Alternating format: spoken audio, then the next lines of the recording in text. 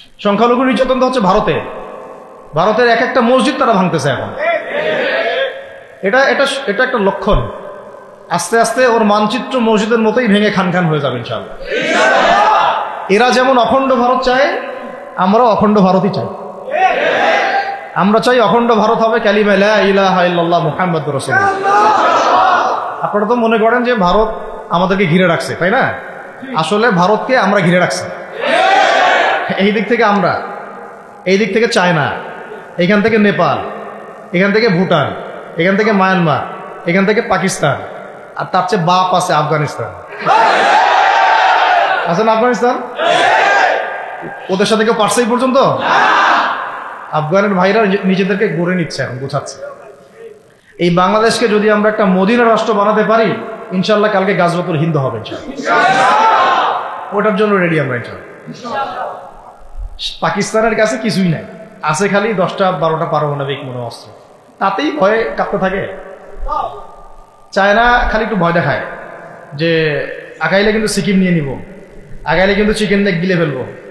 চায়নার ওই ছোট ছোট যোদ্ধাদের কাছে যে মাইকটা খায়, আর আমাদের এখানে দেখা যায় যে সীমান্তর মধ্যে একটা একটা কৃষকও যদি সীমান্ত থেকে দূরেও হাল চাষ করে, ওকে গুলি করে মেরে ফেলে।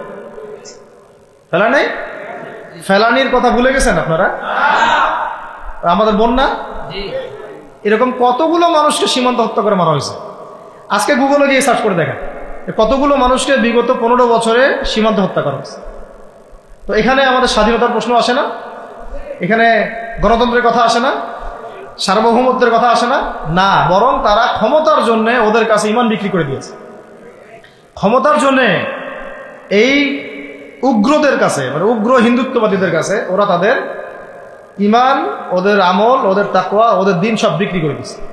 পরিবর্তিত বাংলাদেশে কোনো ভারতীয় দালালকে আর জায়গা না দেওয়া, একদম সাফ কথা। বরং প্রত্যেকটা ডিপার্টমেন্টে যেখানেই তারা লুকিয়ে আছে ঘাপটি মেরে, এই প্রত্যেকটা ভারতীয় দালালকে এখান থেকে বের করতে হবে।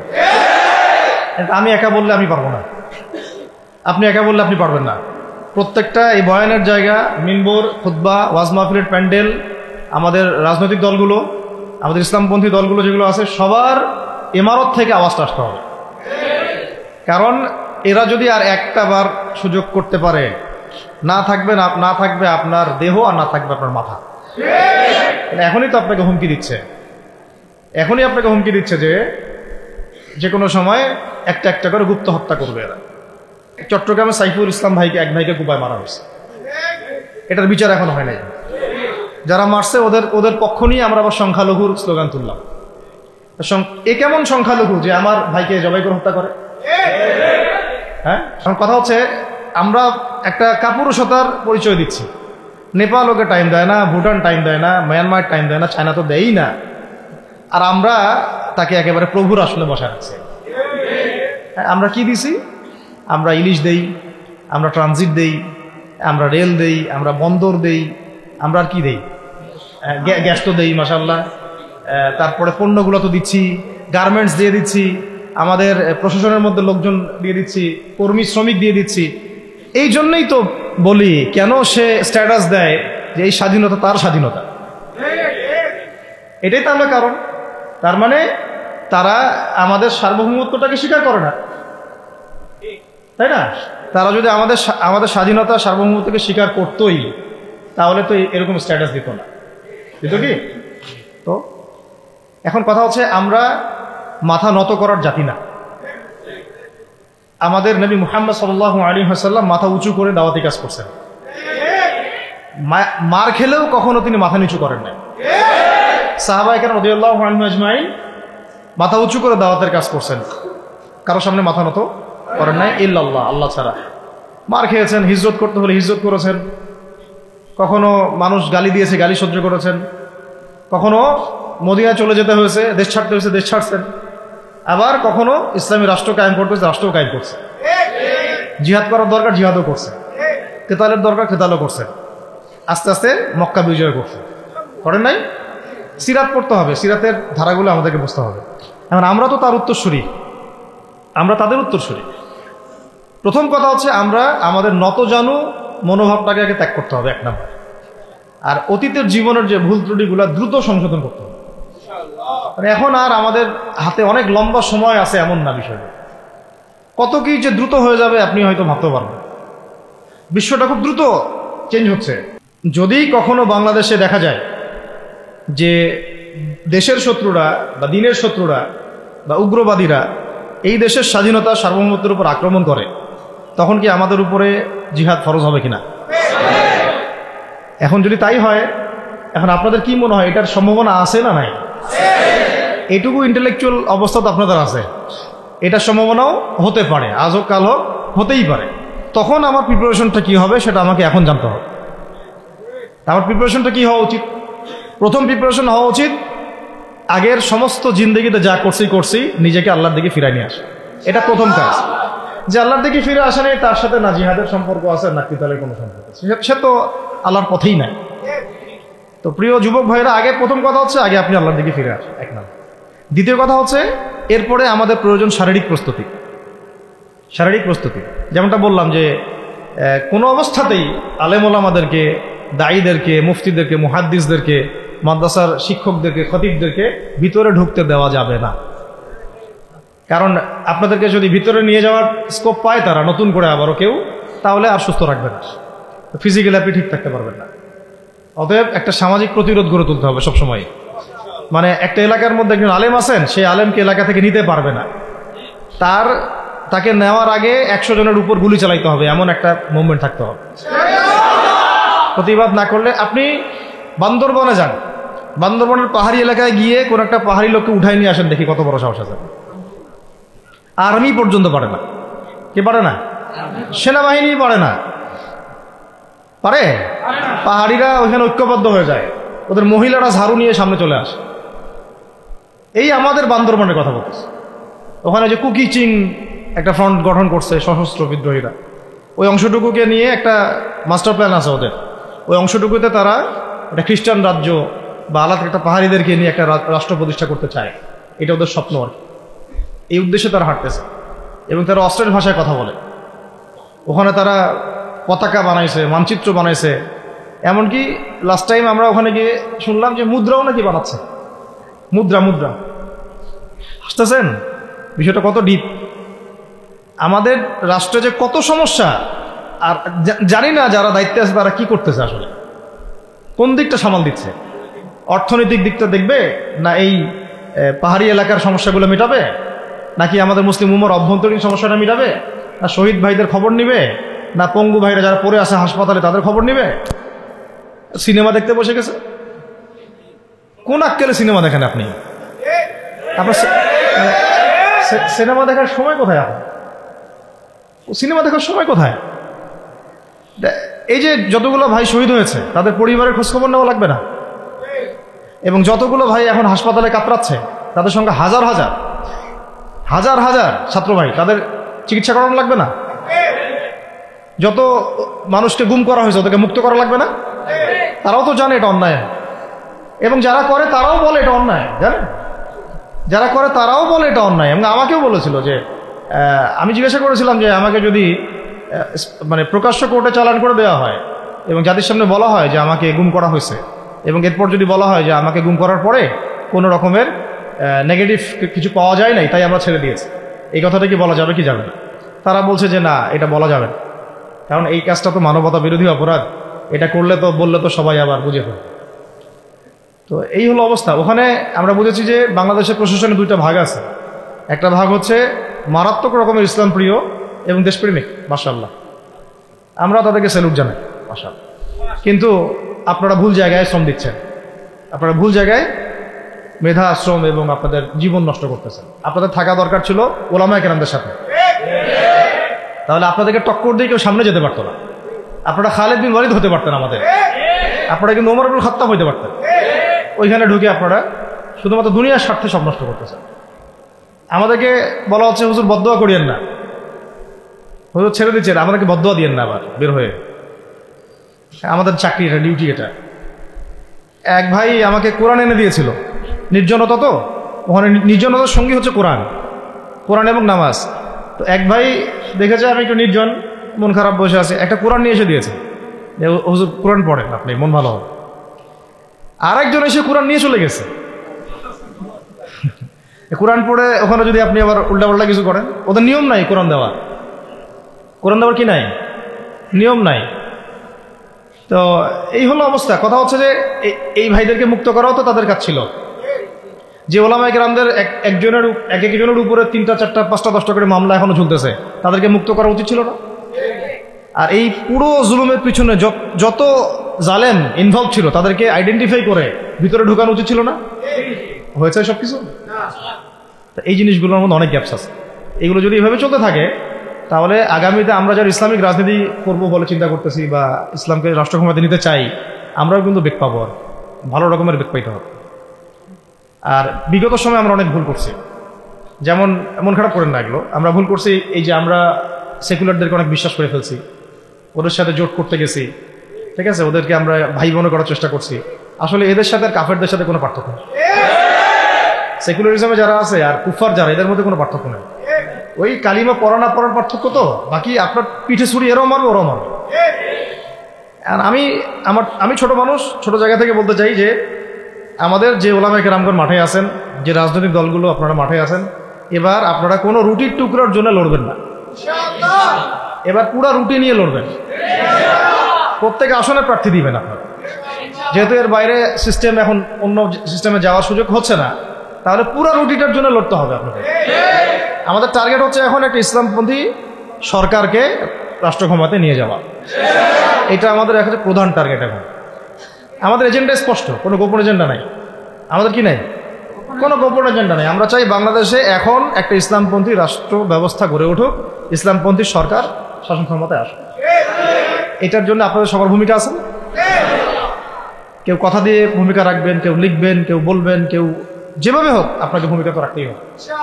কারো বসে থাকার সুযোগ নেই। এখন আর এই রাষ্ট্রটাকে ইসলামিক রাষ্ট্র হিসেবে গড়ার দায়িত্ব এখন সবার কাঁধে আসছে। আমরা আমাদের জায়গা থেকে বলতেছি, বাকি কাজ কিন্তু আপনাদেরকে করতে হবে। আল্লাহ পাক করার তৌফিক দান করে। আর ইসলামপন্থী ভাইদের আপোষের যে দূরত্ব, এটা কমায় ফেলতে হবে। এই দূরত্ব রাখা যাবে না। ইখতিলাফ আছে থাক, যদি আকীদাগত মৌলিক কোনো পার্থক্য না থাকে, আমরা তো ভাই ভাই নাকি? আমাদের চেয়ে কি মানে সেকুলার আমাদের বেশি বড় ভাই? আমাদের চেয়ে কি যে নাস্তিক মুরতাদের আমাদের বড় ভাই? কমিউনিজমে যারা আছে ওরা আমাদের বড় ভাই না? এই গণতন্ত্রপন্থী যারা একবারে কট্টর, ওরা আমাদের দিনী ভাই নাকি? আমাদের তো ভাই, সোজা কথা হচ্ছে ইন্নামাল মুমিনুনা ইখওয়া, ইন্নামাল মুমিনুনা, মুমিন যারা মুমিন ভাই। মুমিনে কি ভাই? খালাস। আল মুসলিম ওয়া আখুল মুসলিম, মুসলিমের ভাই কি? মুসলিম। খালাস, এইটুক। মুসলিম আমার ভাই, মুসলিম আমার ভাই। এখন যারা এদেশের রাষ্ট্র ক্ষমতা ইসলামকে চায় না, তারা আমাদের ভাই না। সে যে কোনো নামেই আসুক, এক্স ওয়াই জেড, দেখার দরকার নেই। এক্স নামে আসুক, ওয়াই নামে আসুক, জেড নামে আসুক, যারা রাষ্ট্র ব্যবস্থা ইসলামকে চায় না, তারা আমার ভাই। খালাস, সোজা কথা। এখন রাষ্ট্র ব্যবস্থা ইসলাম চায় যে ভাইরা আমাদের, ওই ভাইদেরকে একসাথে থাকতে হবে। আল্লাহর কসম করে বলতেছি, ইনশাআল্লাহ যদি এই ভাইরা আমরা একসাথে থাকতে পারি, এর সাথে আমরা দায়ীরা, তালেবে ইলমরা এবং আপনারা তো যুব সমাজ আছেন, আমাদেরকে টক্কর দিয়ে বাংলাদেশের রাষ্ট্র ক্ষমতায় কেউ যাইতে পারবে না ইনশাআল্লাহ। সবাইকে ভূমিকা রাখতে হবে। এখন অন্য আলোচনা চেয়ে আলোচনাটাই বেশি দরকার। অন্য আলোচনা অনেক শুনছেন জীবন। এখন বাংলাদেশে দরকার একটা ইসলামপন্থী রাষ্ট্র ব্যবস্থা। এর বাইরে কোনো আলাপ নাই। এখন এটা প্রতিষ্ঠা করার জন্য কি করতে হবে সেটা ফিকির করা। আর এখন সবাই প্রতিবাদের ভাষায় কথা বলতে পারে। একটা রেভলিউশন ঘটানোর মতো সিচুয়েশন বাংলাদেশে আছে। অন্তত পক্ষে আমাদের ভাইদের মধ্যে আমরা দেখেছি, ছাত্র ভাইদের মধ্যে সাহস তো মাশাআল্লাহ অবশ্যই আছে, ডেডিকেশন আছে, জীবন দেওয়ার মানসিকতা আছে। তাদেরকে খালি নার্সিং করতে হবে, জীবনটা যেন ভুল পথে না যায়। এখন আবু সাঈদের রক্তের উপর দাঁড়ায় যদি কোনো সেকুলার ক্ষমতায় আসে, তাহলে এটা আবু সাঈদের রক্তের সাথে গাদ্দারি হচ্ছে। এই মুগ্ধদের রক্তের উপর সিঁড়ি বানায় যদি কোনো জাতীয়তাবাদীরা আর ওই সেই গণতন্ত্রপন্থীরা, ওই ইসলামের দুশ্মনরা, ওই ভারতের দালালরাই যদি ক্ষমতায় আসে, তাহলে এটা ওদের রক্তের সাথে গাদ্দারি হচ্ছে। এই গাদ্দারির মাফ হবে না। এইটা পলাশির যুদ্ধের চেয়ে বড় মির্জাফরি হয়েছে, এটা ৭১-এর চেয়ে বড় রাজাকারী হয়েছে। আপনারা বলেন যে দেখেন, ভালো করে বুঝেন, গুম হয়েছে এক শ্রেণী, আমার কথা মন খারাপ করে না, এক শ্রেণী গুম হয়ে গেছে, এক শ্রেণী ক্রসফায়ার, এক শ্রেণী শাপলা চত্বরে রক্ত দিছে, তাই নাই? এক শ্রেণী ওলামায়ে কেরাম মামলা নিয়ে ঘুরে বেড়াচ্ছে মাথার উপরে, এক শ্রেণীর ছাত্র ভাইরা রাস্তায় শহীদ হলো, আর এক শ্রেণীর ছাত্র ভাইরা পঙ্গু হয়ে হাসপাতালে বেডে পড়ে আছে। ক্ষমতায় গেছে কারা? নতুন এক শ্রেণী। হ্যাঁ, এবং ওখানে এমন কিছু মানুষ আছে যাদের সাথে আন্দোলনের কোনো সম্পর্কই ছিল না, সম্পূর্ণ উড়ে এসে জুড়ে বসছে তারা। তাহলে এখানে ইসলামিক রাজনৈতিক দলগুলোকে সামনে রাখা যাইতো, তাদের থেকে তো উপদেষ্টা একটাও নেয় নাই। জামাত ইসলাম থেকে একটা উপদেষ্টা নিছে কিনা? হেফাজত ইসলাম থেকে কোনো উপদেষ্টা নিছে কিনা? আমাদের চরমনায় থেকে একটা উপদেষ্টা নিছে কিনা বলেন? তার মানে রাষ্ট্র গঠনে আমাদের কোনো ভূমিকা নাই না। আমাদেরকে বুঝাইছে যে আপনারা পরে আসেন, ইলেকশন দিব, তখন আপনারা ইলেকশন লইলেন। ইলেকশন সে কবে দেয় সেটাও দেখেন, আদৌ দেয় কিনা সেটাও দেখেন। কাকে বিশ্বাস করবেন আপনি? বিশ্বাসটা করবেন কাকে? যখন মোস্তফা সরোয়ার ফারুকের মধ্যে একজন উপদেষ্টা হচ্ছে, বিশ্বাসটা আপনি করবেন কাকে? সারা জীবন মানুষকে পরকীয়া শিখাচ্ছে, তার কোন যোগ্যতায় সে উপদেষ্টা হচ্ছে? আচ্ছা, এটা কাজ করেন, এটা উপদেষ্টা করার জন্য একটা পরীক্ষা নেন না, দেখি বিসিএস এর মতো, দেখেন না এরা পাশ করে কিনা। অথবা আপনি একটা কাজ করেন, ইসলামিক সেন্সে পরীক্ষা নেন, দেখেন কোরআন তেলাওয়াত করতে পারে কিনা। কিসের ভিত্তিতে হলো? এই যে এই সমস্যাগুলো থেকে গেছে। তারপরেও যা হয়ে গেছে হয়ে গেছে। এখন আমাদের যেটা কথা সেটা হচ্ছে, আমরা তো আর কোনো বিদ্রোহে যেতে চাই না, আমরা যে শান্তিপূর্ণভাবে ইসলাম প্রতিষ্ঠা করতে। কিন্তু প্রয়োজনে যদি তারা মানে আমাদের উপর জুলুমের ভাষা বেছে নেয়, তাহলে আমরা অবশ্যই এবার প্রতিবাদের ভাষা বেছে নিব। এই জন্য সবার আগে জরুরি হচ্ছে যুবকদেরকে এক কাতারে থাকা, ইসলামপন্থী ভাইদের সাথে থাকা, ইসলামী সংগঠনের সাথে থাকা, এবং নাম XYZ যেটাই হোক না কেন, নাম XYZ হতে পারে, আপোষে ভাই ভাই হয়ে থাকা। এটাতে যদি ভাই আমরা এবার ভুল করি, আল্লাহর কসম করে বলতেছি, আল্লাহ না করুক, এরপরে যদি মায়ের আসে, না আপনি বাঁচবেন না, আমি বাঁচব, কেউই না, ইনশাআল্লাহ ওই দিন আসবে না। আর আমরা যদি ইনশাআল্লাহ আজ্জা ওয়া জাল যদি আমরা এটাকে মদিনা রাষ্ট্র বানাতে পারি, এই জন্য আমি আগে বলেছি একটা লেকচারে যে আমরা যদি বিরিয়ানি খেতে চাই, আপনি যদি বিরিয়ানি খেতে চান, একটা পাত্র নেবেন কি না? আচ্ছা, পাত্রটা যদি ময়লা থাকে খাবেন? পাত্র অনেক ময়লা আছে, আপনি কি ওইখানেই বিরিয়ানি ঢালবেন, ঢেলে খাওয়া শুরু করবেন? সবার আগে আপনি কি করেন? এটাকে ধোন, পরিষ্কার করেন, তাই না? বাংলাদেশকে যদি আপনি ইসলামী রাষ্ট্র হিসেবে করতে চান, আগে এই দেশের মধ্যে যে পয়জনগুলো আছে এগুলোকে দূর করতে হবে, সমস্ত পয়জনকে ধুয়ে সাফ করতে হবে। তারপরে যে খেলাফা বা শরিয়া বা ইমারা যেটাই আসো, ইমারা এক জিনিস, খেলাফা আর এক জিনিস। আমি এক কথায় বোঝাচ্ছি ইসলামী রাষ্ট্র ব্যবস্থা। ইসলামী রাষ্ট্র ব্যবস্থা যদি ইসলামী রাষ্ট্র ব্যবস্থা তারপরে আসে, জমিন সাফ করার পরে, তখন সেটা সাস্টেইন করবে ইনশাআল্লাহ।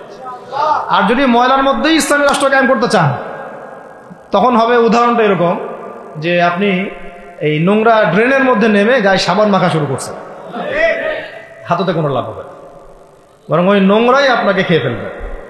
ঠিক আছে, ডেমোক্রেটিক সিস্টেমের মধ্য দিয়ে যদি আমাদের ভাইরা ক্ষমতা যেতে পারে, যাক না, সমস্যার কিছু নাই।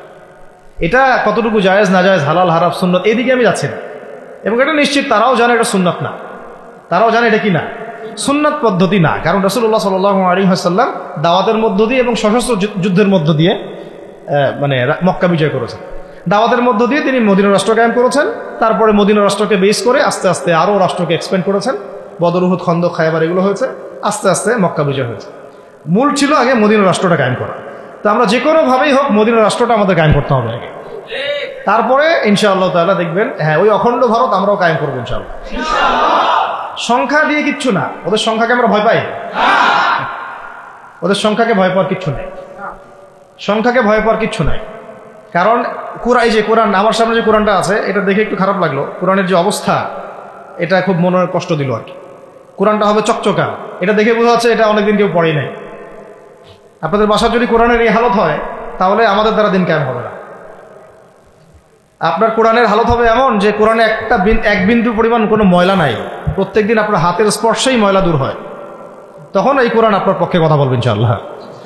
ভাই, কোরআনের কাছে চলে আসেন, আর দেরি করেন না, সময় নাই। আল্লাহ পাক সবাইকে কবুল করেন, আমিন। এই মসজিদগুলোকে কাজে লাগান, এখানে তালিমি বৈঠক চালু করেন প্রত্যেক সপ্তাহে। আমি যদি প্রত্যেক মাসে রংপুরে আসি, প্রত্যেক মাসে সময় দেবো ইনশাআল্লাহ।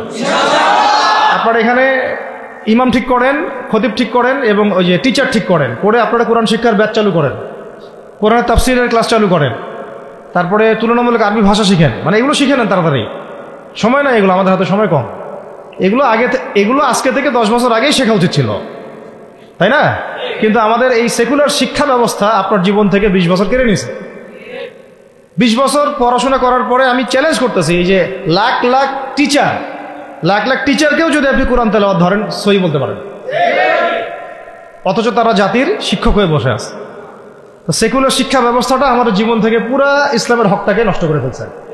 আপনার অধিকার ছিল যে আপনি একজন স্কুলের স্টুডেন্ট, আপনি কোরআন পড়তে পারবেন। আপনি একজন কলেজের স্টুডেন্ট, আপনি কোরআনের তাফসীর করতে পারবেন। আপনি একজন ইউনিভার্সিটি পাস করেছেন, আপনি হাদিসও পড়তে পারবেন, এবারও তো দিতে পারবেন, এরাও দিতে পারবেন। এটা আপনার হক ছিল, কিন্তু এই হকটা নষ্ট করছে কারা? এই সেকুলার শিক্ষা ব্যবস্থা নষ্ট করে ফেলছে। এখন তো কিছু করার নাই। তো এটাতে আমাদের দোষ কি? আমাদের দোষ হচ্ছে আমরাই তো তাদেরকে ভোট টোট দিয়ে উপরে উঠেছিলাম। আমাদের বাপরা উঠাইছে, আমাদের বাবারা উঠাইছে, তার বাবারা উঠাইছে। তা আমরা তো ওই সময় ইনসাফ করি নাই, ফল আমাদেরকে ভোগ করতে হয়েছে। আপনার এই প্রসঙ্গটা দুটো কথা বলেই ফেলেন, নাহলে আমি মানে হকাদায় হয় না। একটা মুসলিম ঘরের ছেলে, তার অধিকার নাই প্রাইমারি স্কুলে গিয়ে সে কোরআন শিখবে? আচ্ছা, আমাদের মৌলিক অধিকার কি? খাদ্য, বস্ত্র, বাসস্থান, শিক্ষা, চিকিৎসা, 5টা বলি না? তো কোরআন আমার মৌলিক অধিকার না? মুসলিম পরিবারের সন্তান আমি, কোরআন আমার মৌলিক অধিকার না?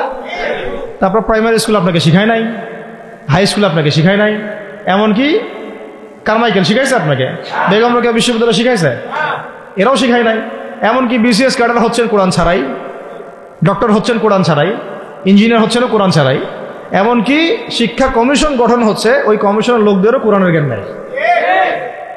টকশোতে এসে আবার ঠিকই পটর পটর করে, কোরআনে পড়তেও পারে না, টকশোতে এসে পটর পটর করে। এই তো বিগত 10 বছর তো টকশোর বছর ছিল, খালি টকশো, দেখেন নাই? আলোচনা আলোচনা আলোচনা, একটা ন্যারেটিভ তৈরি করা হচ্ছিল, ইসলাম নিয়ে যারাই কথা বলবে এরাই জঙ্গি, এরাই মৌলবাদী, এরাই সন্ত্রাসী।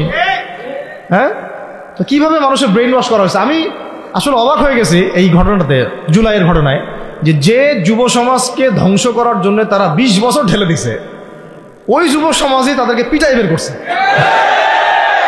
আল্লাহ পাকের কি পরিকল্পনা! আপনাদেরকে ধ্বংস করার জন্য 20 বছর ধরে তারা সিলেবাস কারিকুলাম করছে।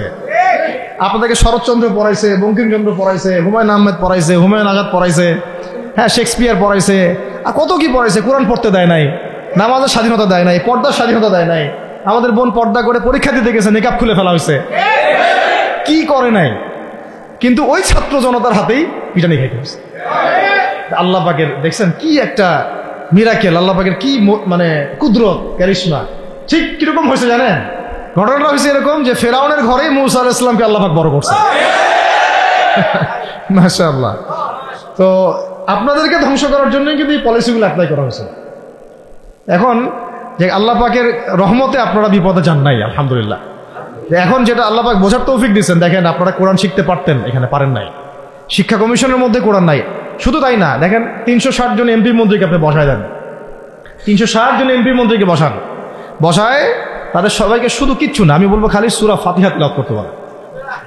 যে আমাদেরকে এখন একটা নতুন উদ্দেশ্য নিয়ে, টার্গেট নিয়ে, একটা মিশন নিয়ে আগামীকাল থেকে পথ চলতে হবে ইনশাআল্লাহ।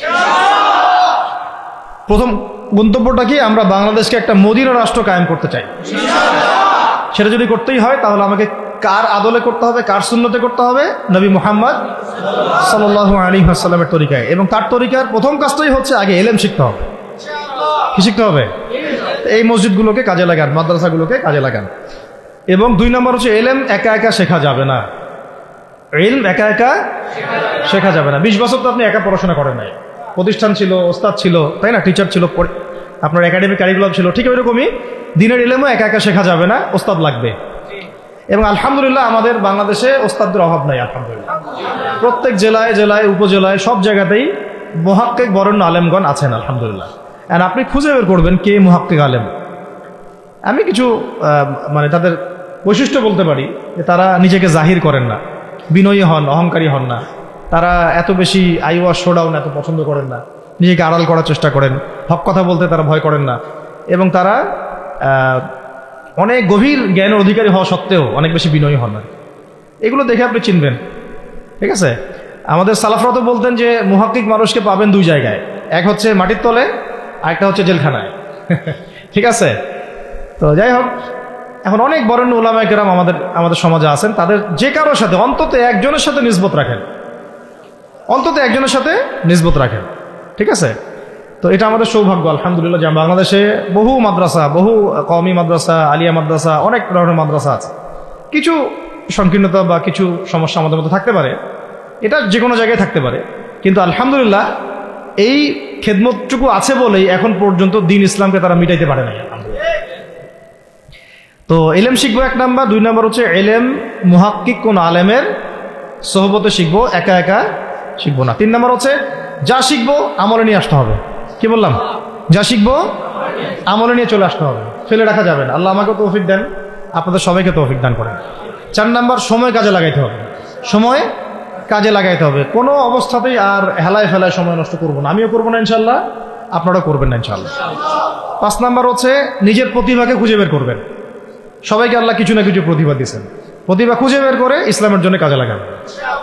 6 নাম্বার হচ্ছে যাদের রিজিক হালাল তাদের তো আলহামদুলিল্লাহ কোনো সমস্যা নেই, যাদের হারাম রিজিক আজকে ছাড়তে হবে। কোনো সুদের সাথে সম্পৃক্ত থাকা যাবে না, কোনো ঘুষ, কোনো দুর্নীতি, কোনো মাপে কম দেওয়া, কোনো হারামে আমি খাবো না, কোনো হারামের কাছে যাব না। আর উত্তরবঙ্গের বড় বড় ফেতনাগুলোর মধ্যে এই সুদী এনজিওদের ফেতনাও আছে, কাদিয়ানিদের ফেতনাও আছে, তাই না? তারপরে আপনার এই যে ইসাই মুসলিমদের একটা ফেতনা আছে না, একটা ফেতনা আছে। তারপরে এই আপনার বিড়ি ফ্যাক্টরি, তামাক ফ্যাক্টরির এগুলা ফেতনা আছে হারাম খাওয়ার। আবার নতুন করে ইসকনের ফেতনাও উত্তরবঙ্গে দেখা যাচ্ছে।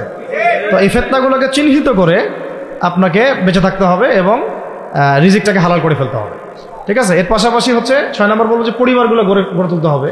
প্রত্যেকটা পরিবার হবে একটা দুর্গ, মানে আমার পরিবার হচ্ছে আমার একটা ইসলামিক রাষ্ট্রের মতো। এই পরিবারের মধ্যে অনইসলামিক কোনো কাজ চলে না। পরিবারের মালিক কি? আমি না? এখানে কি রাষ্ট্র আমাকে হস্তক্ষেপ করতে পারবে?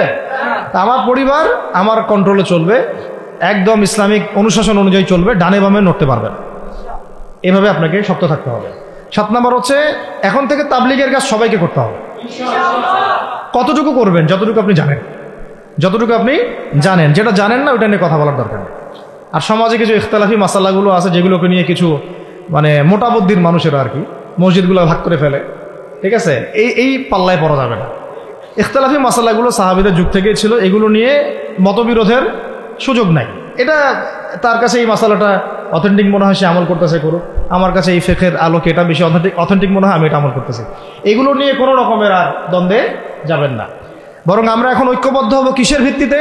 আমরা ঐক্যবদ্ধ হব আকীদা, আমল এবং মানহাজের ভিত্তিতে। আমাদের আকীদা আহলুস সুন্নাহ ওয়াল জামাআর আকীদা থাকবে, আমল থাকবে সাহাবীওয়ালা আমল, এবং মানহাজ থাকবে আমরা সালাফদের আদলে বাংলাদেশে দিন কায়েম করতে চাই। খালাস। আর যারা দিন কায়েমের কথা বলবে না ওদের সাথে আমার ঐক্য হবে না। কি হবে? দিন কায়েমের কোনো ফিকির নাই, তার সাথে আমার ঐক্য হবে কি হবে? তার ফিকির আছে শুধু মসজিদ নিয়ে আর অন্য কিছু নিয়ে, তার দল নিয়ে বা তার মানে আরো তো আছে অনেক কিছু আর কি, এইগুলো নিয়ে। তো ওইগুলো বাদ দিলাম। এই আমর বিল মারুফের কাজ সবাইকে করতে হবে এবং একই সাথে সবাইকে এখন থেকে প্রতিবাদী হতে হবে, অন্যায় নিষেধ করতে হবে। এলাকায় অন্যায় হতে দিবেন না আপনারা। এলাকার মধ্যে জুয়া খেলবে কেন? আপনারা প্রতিবাদী হবেন। এখানে গাঁজা খাবে কেন? আপনি প্রতিবাদী হবেন। মাদকের আকার হবে কেন? আপনারা প্রতিবাদ করবেন। এখন তো আপনি ওই পুলিশ প্রশাসনের অপেক্ষায় বসে থাকার সময় নাই তো এখন। আপনার একজন নেককার, মুত্তাকি, পরহেজগার মানুষ প্রত্যেকটা এলাকায় থাকা দরকার। আপনাদের মধ্যে একটা জামাআ বা কমিউনিটি থাকা দরকার, মানে একটা অ্যাসোসিয়েশন থাকা দরকার যারা ওই এলাকাকে সংস্কারের কাজ করবে ইনশাআল্লাহ। অথবা বৃহত্তর সংগঠন যেগুলো আছে বাংলাদেশে তাদের অঙ্গ সংগঠন হিসেবে আপনারা কাজ করতে পারেন। আল্লাহ পাক তৌফিক দান করেন।